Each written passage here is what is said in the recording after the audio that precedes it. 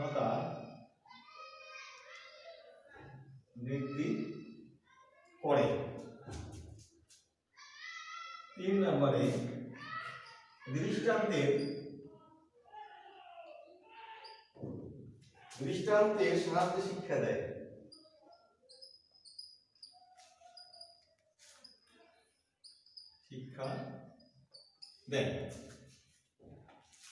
তাহলে তোমরা একটু লক্ষ্য করো যে ইতিহাস পাঠ করলে আমাদের কি কি উপকারে আসে বা আমরা কেন ইতিহাসকে পাঠ করি। তাহলে ইতিহাস পাঠ করলে বা ইতিহাস পাঠের প্রয়োজনীয়তার কারণ হচ্ছে জ্ঞান ও আত্মমর্যাদা বৃদ্ধি পায়, সচেতনতা বৃদ্ধি করে, দৃষ্টান্তের সাহায্যে শিক্ষা দেয়। তাহলে জ্ঞান আত্মমর্যাদা কি, জ্ঞান আত্মমর্যাদা কি আমরা এই সম্পর্কে একটু জানবো। জ্ঞান আত্মমর্যাদা হচ্ছে অতীতের সত্যনিষ্ঠ যে বিবরণ ঘটনাগুলো, অতীতের সত্যনিষ্ঠ, এটা মনে রাখতে হবে। ইতিহাস কিন্তু কখনো মিথ্যার সঙ্গে আপোষ করে না। আমি কিন্তু পূর্বের ক্লাসে বলেছি যে ইতিহাসের হলো সত্য। অতীতের সত্যনিষ্ঠ বর্ণনা মানুষের জ্ঞানের পরিধি বৃদ্ধি করতে সাহায্য করে। আর এই বিবরণ যদি হয় নিজ দেশ ও জাতির সফল সংগ্রাম ও গৌরবময় ঐতিহ্যের, তাহলে তা মানুষকে দেশপ্রেমে উদ্বুদ্ধ করে। নিজ দেশ এবং নিজ জাতির যে কোনো ঘটনা, যেমন আমাদের 1971 সালে স্বাধীনতা যুদ্ধ, মুক্তিযুদ্ধ মানুষকে এতটাই অনুপ্রাণিত করেছিল যে মানুষ শুধুমাত্র একজন ব্যক্তিটাকে, একজন দেশনায়ক যিনি আমাদের বঙ্গবন্ধু শেখ মুজিবুর রহমান তার পিতা, তাঁরটাকে মানুষ সশরীরে যার যেটা ছিল সে নিয়ে মানুষ যুদ্ধ করতে নেমেছিল। কারণ কি, এটা নিজ দেশের এবং নিজ জাতির গৌরবের ঐতিহ্য। এই কারণে মানুষ কোনো রকম দ্বিধা বিভক্ত না হয়ে সকলে একযোগে মুক্তির জন্য যুদ্ধে ঝাঁপিয়ে পড়েছিল। একই সঙ্গে আত্মবিশ্বাসী হতে সাহায্য করে। ইতিহাস পাঠ করলে কি হয়, আত্মপ্রত্যয়ী এবং আত্মবিশ্বাসী হতে সাহায্য করে। সেক্ষেত্রে জাতীয়তাবোধ, জাতীয় সংহতি সুদৃঢ়ীকরণে ইতিহাস পাঠের প্রয়োজন একান্তই। 2 নম্বরে বলছে সচেতনতা বৃদ্ধি করে। ইতিহাসের জ্ঞান মানুষকে সচেতন করে তোলে। ইতিহাসের জ্ঞান মানুষকে সচেতন করে তোলে। উত্থান পতন এবং সভ্যতার বিকাশ ও পতনের কারণগুলো জানতে পারলে মানুষ ভালো মন্দের পার্থক্যটা সহজেই বুঝতে পারে। ফলে সে তার কর্মের পরিধি সম্পর্কে সচেতন থাকে। নাম্বার 3 বলছে দৃষ্টান্তের সাহায্যে শিক্ষা দেয়। ইতিহাসের ব্যবহারিক গুরুত্ব অপরিসীম। মানুষ ইতিহাস পাঠ করে কেন? মানুষ ইতিহাস পাঠ করে অতীত ঘটনার দৃষ্টান্ত থেকে শিক্ষা নিতে পারে। অতীতে যে সমস্ত ঘটনা ঘটেছে তার থেকে দৃষ্টান্তমূলক শিক্ষা নিতে পারে ইতিহাস পাঠ করলে। ইতিহাসের শিক্ষা বর্তমান প্রজন্মকে প্রয়োজনের কাজে লাগানো যেতে পারে। ইতিহাসের দৃষ্টান্ত মানুষের শিক্ষা দেয় বলে ইতিহাসকে শিক্ষণীয় দর্শন বলা হয়। ইতিহাসের দৃষ্টান্তের মাধ্যমে শিক্ষা দেয় বলে ইতিহাসকে বলা হয় শিক্ষণীয় দর্শন। এই কারণে আমরা ইতিহাস পাঠ করব বা ইতিহাস পাঠের প্রয়োজনীয়তা আমাদের আছে। ইতিহাস পাঠ করলে বিচার বিশ্লেষণ, ইতিহাস পাঠ করলে কি হয়, ইতিহাস পাঠ করলে ইতিহাসের বিচার বিশ্লেষণ ক্ষমতা বাড়ে, যা দার্শনিক দৃষ্টিভঙ্গি তৈরি করতে সাহায্য করে। দার্শনিক দৃষ্টিভঙ্গি তৈরি করতে সাহায্য করে, ফলে জ্ঞান চর্চার প্রতি আগ্রহ জন্মে। ইতিহাস পাঠ করলে কি হয়? জ্ঞান চর্চা প্রতি আগ্রহ জন্মে। এই কারণে আমরা ইতিহাস পাঠ করব বা ইতিহাস পাঠের প্রয়োজনীয়তা আমাদের আছে।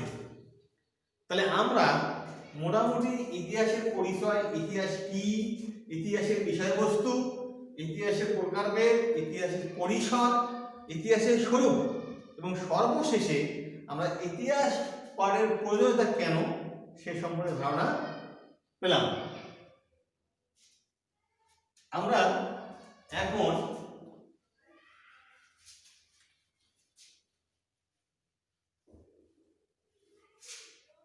যেহেতু আমাদের প্রথম অধ্যায় এখানে সমাপ্ত হচ্ছে, আমরা একটু দ্বিতীয় অধ্যায়ে আলোচনা করব।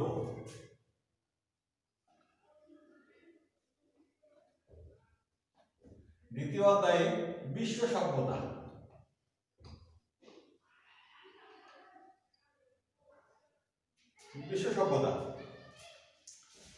তা তোমরা অবশ্যই মনে রাখবা যে প্রথম অধ্যায় ছিল আমাদের ইতিহাসের পরিচিতি। ইতিহাস কি, ইতিহাসের প্রকারভেদ, ইতিহাসের বিষয়বস্তু, ইতিহাসের উপাদান, স্বরূপ এবং ইতিহাসের প্রয়োজনীয়তা, এই সম্পর্কে আমরা মোটামুটি ধারণা পাইলাম। তোমরা অবশ্যই পড়বা এবং মনে রাখার চেষ্টা করবা। তো দ্বিতীয় অধ্যায়ে আমরা বিশ্ব সভ্যতা সম্পর্কে একটু আলোচনা করবো, তোমরা মনোযোগ দিয়ে শোনো।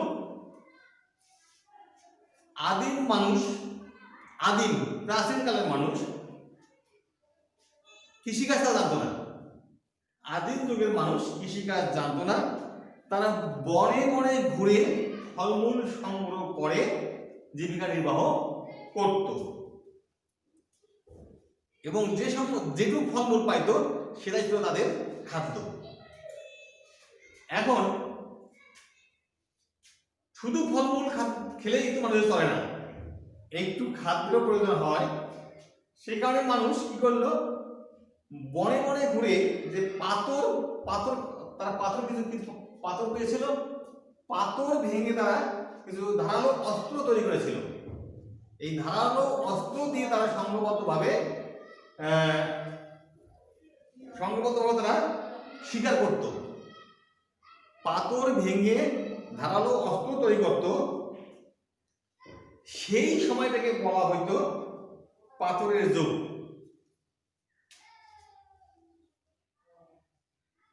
এবং তাদের সে সময় পাথরই ছিল একমাত্র হাতিয়ার, এজন্য সেটাকে বলা হয় পাথরের যুগ।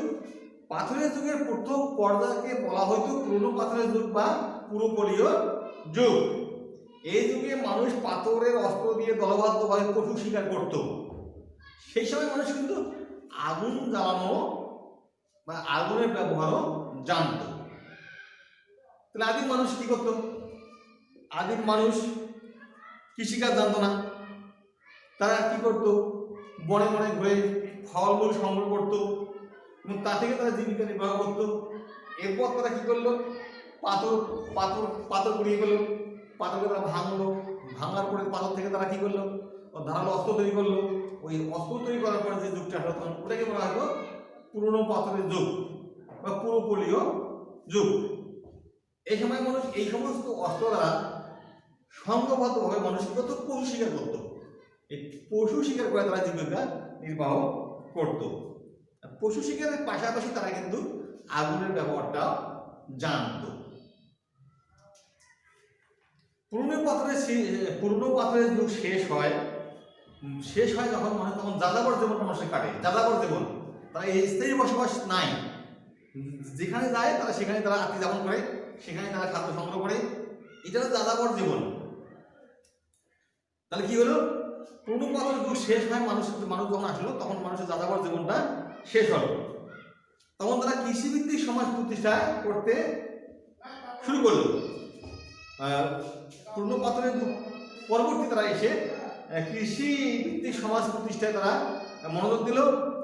এই জন্য এই যুগকে বলা হয় নতুন পাথরের যুগ বা নবপলীয় যুগ। মানুষ পুরোপলীয় যুগ পরিবর্তন হয়ে আসার পর যখন মানুষের যাযাবর জীবনের সমাপ্তি ঘটলো, তখন মানুষ কি করলো, নবপলীয় যুগ বা নতুন পাথরের যুগে প্রবেশ করলো। তখন মানুষ কৃষিভিত্তিক সমাজ গড়ে তোলার চিন্তা ভাবনা করলো।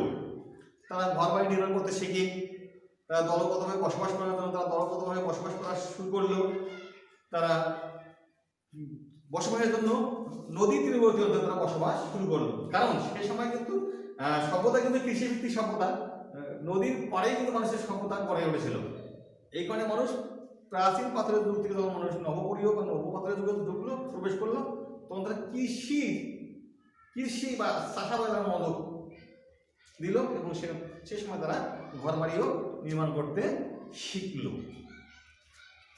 তারপর তারা কি করলো, এভাবেই তারা মানুষের জীবনটাই পরিবর্তন করে করে আস্তে আস্তে সভ্যতার দিকে ধাবিত হওয়া শুরু করলো। এই অধ্যায়ে আমরা কিভাবে মানুষ সভ্যতায় প্রবেশ করলো এবং সভ্যতার ধাপে ধাপে সভ্যতা এগিয়ে নিল সেই সম্পর্কে আলোচনা করব। এ নিয়ে তারা সত্য কাহিনী, আমরা যাকে বলি ইতিহাস, সেই বিষয়ে আলোচনা করতে আমরা পারবো। তাহলে ঘরবাড়ি নির্মাণ করার শুরুতে এবার শুরু যখন করে তখন মানব সভ্যতা শুরু হয়। কারণ মানুষ খাদ্য সংগ্রহ, বসবাস, ঘরবাড়ি তৈরি করা যখন শিখলো, এরা কিন্তু সভ্যতায় মানুষ ফিরে আসলো। এভাবেই আমরা কি করব, ইতিহাস সম্পর্কে আলোচনা করব। তাহলে এই অধ্যায়ে আমরা কি দেখব, প্রাচীন মিশরীয় সভ্যতার প্রক্রিয়া ধারণা বর্ণনা করতে পারবে।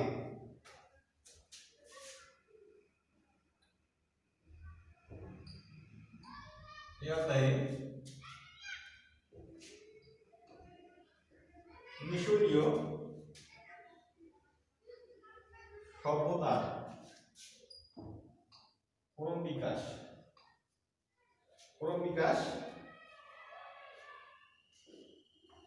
ধারা বর্ণনা করতে পারবে, ধারা বর্ণনা করতে পারবে।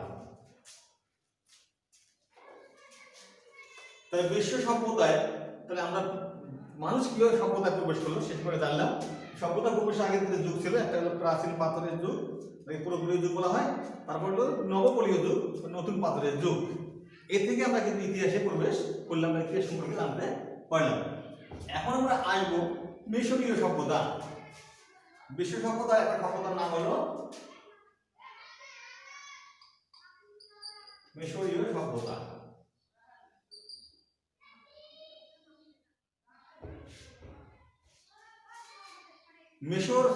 মিশরীয় সভ্যতা আফ্রিকা মহাদেশের উত্তর পূর্ব অংশে অবস্থিত। যে দেশটির বর্তমান নাম ইজিপ্ট, তাকে প্রাচীনকালে তাকে বলা হতো মিশর। মিশর একটা কিন্তু নান্দনিক স্থান, যে দেশটা 3টি মহাদেশ দ্বারা বেষ্টিত। কোন কোন মহাদেশ? Africa, Europe, Asia. এই 3টি মহাদেশ দ্বারা কিন্তু মিশর দেশটি বেষ্টিত। 5000